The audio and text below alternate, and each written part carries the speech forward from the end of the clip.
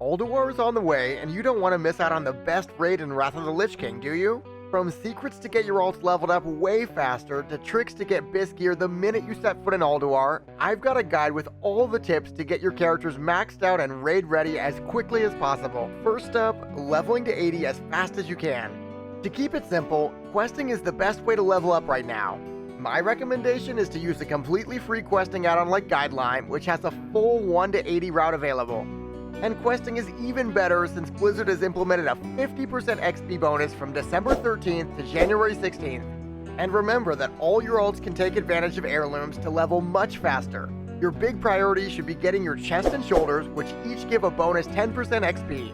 I'd also recommend getting an heirloom weapon as well to slice through mobs like butter. And everyone may know that mailing your alt the Tome of Cold Weather Flying will double your leveling speed. But a lesser known boost for your alts are the Wintergrass Commendations, which are a mailable 2000 otter item. You can send these to your alts and buy overpowered PvP gear instantly. In my personal experience, having level 70 PvP gear made my leveling way faster.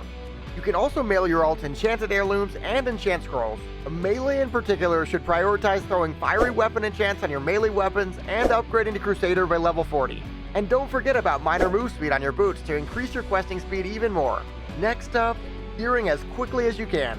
Once you hit level 80, it's time to gear up fast. You should start by hitting Wintergrass as often as possible on every one of your characters, plus the daily PvP quest. We want to get every deadly PvP off piece, plus the Battlemaster trinket. These will skyrocket your stats and your gear scores so you can instantly get into raids. On top of getting PvP gear, we want to hit heroics to get gear and emblems as quickly as possible to shore up the rest of our slots. I also like to check the auction house, since it's a great source of cheap BOEs you can use to crank up your gear score. For example, I bought an arguably bis Darkmoon card for my priest for only 100 gold. Another strong item you can buy is your Kirin ring. In Phase 2, you can even buy an upgrade for 1250 gold that will give you a better ring than everybody else. Once you've finally got some gear, it's time to hit up Naxx 10 and 25 pugs, since they're seriously easy to get into right now. Almost as easy as subscribing, hitting the notification bell, and liking the video. Even if you don't get loot from your raids, you'll still be getting emblems for free for even more gear.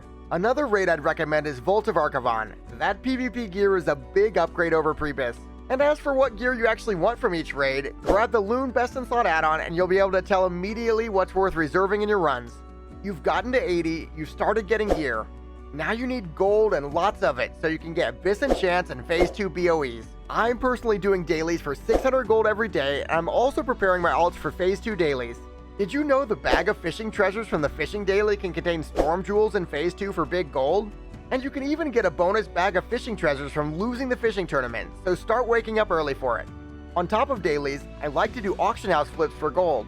One of my favorite flips is to buy netherweave cloth below 15 silver, and then I turn it into heavy netherweave bandages to vendor.